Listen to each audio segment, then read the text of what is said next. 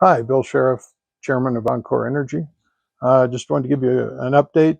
This is late May of 2023, and a number of inquiries have come in as to what we view as the next major catalyst in the upward movement of the uranium price.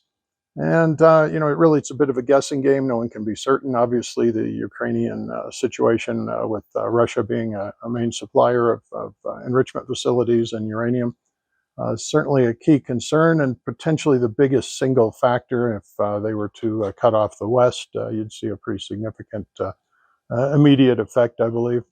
However, what we've seen is from the other side, from the West. Just this week, actually, I think there's something on the order of a dozen or more bills that have passed through committee that restrict in one way or another the use or import of Russian nuclear materials. And this is, of course, through the U.S. Congress.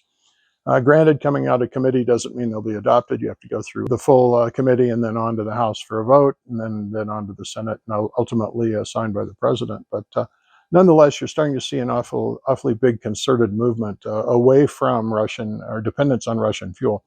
This should give U.S. domestic producers quite a boost. Encore, obviously, key amongst those in our view. That should certainly add some support to it. Also, you can see the spot market's drying up as it edges up. Most recently, I think over $54 last evening. And you're seeing very little volume trade hands here, just not much for sale in the spot market.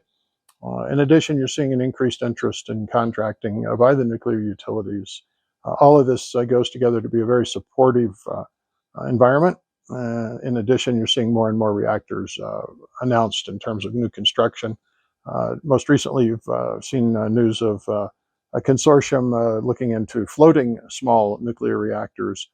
You've seen a number of different programs. This joins the small modular reactor and, of course, the increased build out on conventional large-scale reactors. So really, it's been certainly the most healthy uranium market in decades, probably since pre-Three Mile Island in 1979. So I would venture to say it's the most constructive uranium market we've seen in 44 years.